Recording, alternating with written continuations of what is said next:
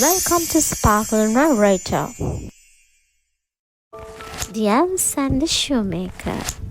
Once upon a time, there was a poor shoemaker and his wife.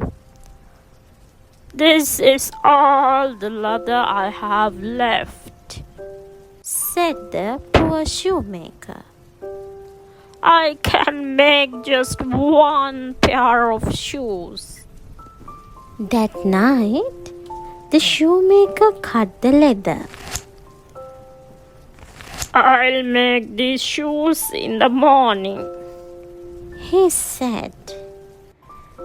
He left the leather in the shop and went to bed.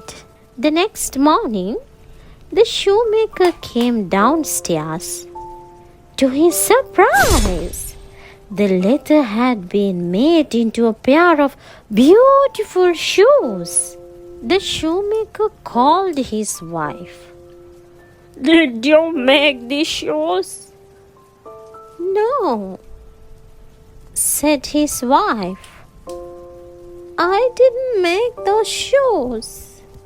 Just then, a rich lady came into the shop. She picked up the shoes. "These are the most beautiful shoes I have ever seen," she said. She gave the shoemaker 3 gold coins.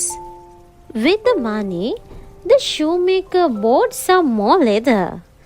That night, the shoemaker cut out 2 pairs of shoes. He left the leather on the table and went to bed.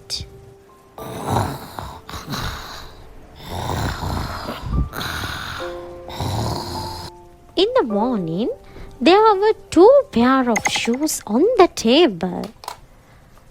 The shoemaker called his wife.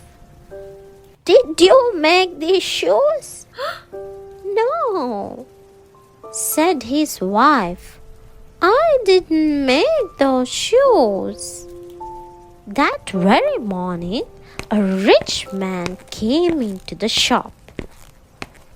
"What beautiful shoes!" said the man. "I must have them. I will pay you 6 gold coins." The shoemaker bought some more leather. "Now I can make 3 pairs of shoes," he said. He worked late into the night, cutting the leather. Then he went to bed. The next morning, the shoemaker came downstairs. On the table were 3 pairs of beautiful shoes. The shoemaker called his wife. "We must find out who is making these beautiful shoes for us," said the shoemaker. The next night, the shoemaker worked very hard. He cut the leather for 4 pairs of shoes. But this time, the shoemaker and his wife hid in the shop.